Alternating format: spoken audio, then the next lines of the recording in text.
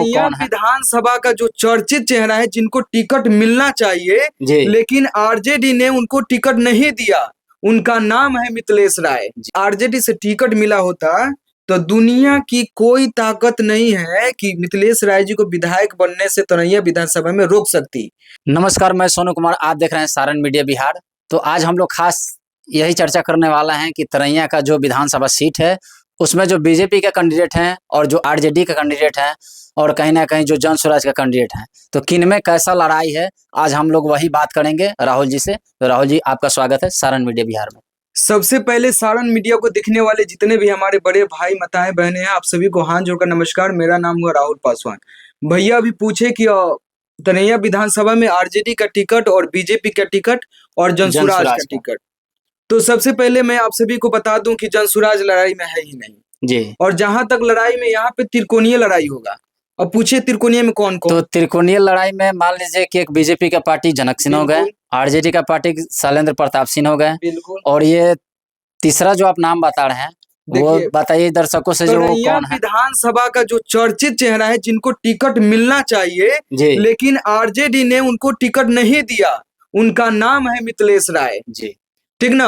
वो पार्टी के लिए इतना तरैया विधानसभा में कार्य किए हैं, पार्टी का झंडा ढोए हैं, टिकट लेने के रोड पर तक लौटाए हैं वो। अब जहां खोजिए तरैया विधानसभा क्षेत्र में मिथिलेश कुमार यादव, मिथिलेश कुमार राय वहां पे मिलेंगे। अब कहीं भी खोजिए, लेकिन तो पार्टी ने विश्वास नहीं किया। शैलेंद्र प्रताप सिंह जो आरजेडी से टिकट मिला है, तो आरजेडी का वो झंडा नहीं ढोए हैं? बिल्कुल ढोए हैं, लेकिन कहा जाता है बिहार की राजनीतिक में आप भी जानते होंगे कि जिसकी जितनी संख्या उसकी उतनी हिस्सेदारी। तो मैं आपको बता दूं कि तरैया विधानसभा यादव बहुमूल्य और राजपूत बहुमूल्य क्षेत्र है। यहाँ पे यादवों की जनसंख्या सारे जातियों की जनसंख्या से ज्यादा है। सारे जातियों से ज्यादा है, तो फिर उनको टिकट मिलना चाहिए। और जो पार्टी का वो झंडा ढो रहे थे, तो इसलिए मिलना चाहिए। टिकट न मिलने के कारण एक ही कारण है, तेजस्वी यादव जी ने विपक्ष में बीजेपी से श्री जनक सिंह जी हैं उम्मीदवार जी, तो वो सोचे कि यहाँ पे किसी राजपूत को लड़ा दिया जाए तो श्री जनक सिंह का जो वोट बैंक है उसमें आधा वोट बैंक ले लेंगे, आधा वोट ले लेंगे। और आरजेडी का जो कोर वोटर है मुस्लिम और यादव, ये टोटल वोट मिल जाएगा। तो यहाँ से शैलेंद्र प्रताप सिंह जी विजय प्राप्त कर लेंगे। लेकिन अब की बार तरैया विधानसभा में ऐसा होने वाला नहीं है, क्योंकि यहाँ पे त्रिकोणीय लड़ाई होगी जी। जानते हैं कैसे? क्योंकि पूरा यहाँ का यादवों ने ठान लिया है कि मिथिलेश कुमार यादव जी को ही जिताना है। तो बताइए कि जब निर्दलीय होकर मिथिलेश कुमार जी को सारे यादव भाई वोट करेंगे, तो फिर तो इनका जो आरजेडी का जो कैंडिडेट है तो वो कहीं ना कहीं नहीं निकल पाएंगे। तो फिर ये जो तेजस्वी जी अपना माइंड लगाए हैं, तो कहीं ना कहीं ये तो फेलियर हो जाएंगे इस मामले में। तेजस्वी जी का जो दिमाग है ना, अभी तरैया विधानसभा में फेल हो चुका है। क्योंकि यहाँ के यादव, मैं घूमता हूँ क्षेत्र में, मैं इसी क्षेत्र का हूँ, घूमता हूँ। यहाँ के जो यादव वोटर हैं, मुसलमान वोटर हैं, मिथिलेश राय जी को सपोर्ट कर रहे हैं। मालूम है क्यों? क्योंकि यहाँ मैं घूमता हूँ तो होता है कि अगरे को टिकट मिला है तो पिछले 10-15 साल बाद सत्ता में आएंगे यहाँ से। तो ऐसे ही करके मिथिलेश राय यादव जी को सारे लोग सपोर्ट कर रहे हैं, केवल अगरे को छोड़कर। यादव हो गया, मुसलमान हो गया, एससी कैटेगरी में जितने भी लोग आते हैं वो लोग को सपोर्ट कर रहे हैं। तो कहीं ना कहीं तरैया में हर बार यही लड़ाई रहा है कि जनरल और बैकवर्ड, लेकिन इस बार जो है कि हर बार यही आशा लगाया गया है कि बैकवर्ड ही जनरल को वोट दें। क्यों? अगर बैकवर्ड में टिकट मिला रहता तो जनरल भी बैकवर्ड को वोट देते, लेकिन ऐसा कभी देखने को मिला नहीं है और फिर इस बार भी वही हुआ है।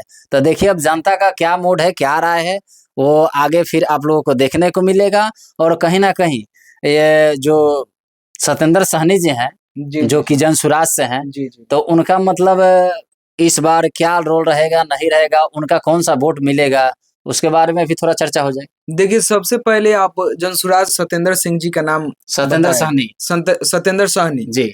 तो पहली बात मतलब ये हम लोगों के गांव में कभी आए नहीं है। अच्छा, ठीक ना। मान लीजिए जो विधानसभा प्रत्याशी होगा, हर एक किसी के दुख में, सुख में, शादी ब्याह सारे चीज में शामिल होना चाहिए जी। लेकिन जहां तक मैं जानता हूं कि मिथिलेश राय जी हर एक सुख दुख, मतलब जो भी हो ना, उसमें शामिल होते हैं। तो अभी किसी लड़ाई में सत्येंद्र सहनी जी किसी लड़ाई में है ही नहीं है। वो बस वोट काटेंगे तो किसका काटेंगे? फॉरवर्ड क्लास के जितने भी हमारे साथी लोग हैं, भैया लोग हैं, उन लोगों का वोट काटेंगे वो।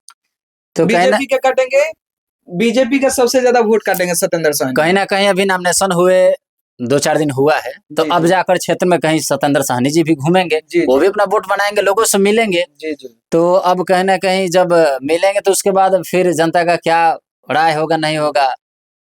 देखिए, सबसे पहले सत्येंद्र साहनी जी को जी। अभी इस लड़ाई से दूरे रखिए। अच्छा, अच्छा। कैसे इस लड़ाई में है ये नहीं है वो। जी। क्योंकि आप कहीं भी क्षेत्र में आप रिपोर्टिंग करते हैं, आप जाके पूछिए सत्येंद्र साहनी जी को कौन जानता है। हम खुद न, हम अभी आप नाम बोले तो हम जाने, ठीक ना। लेकिन मिथिलेश राय जी किसी नाम के मोहताज नहीं है, ठीक ना। जी। अगर आरजेडी से टिकट मिला होता तो दुनिया की कोई ताकत नहीं है कि मिथिलेश राय जी को विधायक बनने से तरैया विधानसभा में रोक सकती, क्योंकि उन्होंने अपना छवि उस तरफ बनाया है। चलिए इसी बात पर हम जनता का भी राय मांग लेते हैं कि आप लोग तरैया विधानसभा क्षेत्र में कहीं ना कहीं सारे कैंडिडेट को आप लोग जानते हैं, कौन कैंडिडेट कैसा है नहीं है, तो आप लोग सबके बारे में अपना राय कमेंट में बताइएगा। आप सबसे मैं भी कहना चाहूंगा, ये हम लोगों की व्यक्तिगत राय, क्योंकि हम लोग ग्राउंड में घूमते हैं, वहां से क्या रिजल्ट मिल रहा है वो सब हम लोग बताएं। जी। तो आप लोग से भी आग्रह है कि इस वीडियो को इतना शेयर कीजिएगा कि तरैया विधानसभा के प्रत्येक लोगों के पास ये वीडियो पहुंचे, कितना लोग इनको सपोर्ट कर रहे हैं, थोड़ा हम लोग भी जाने।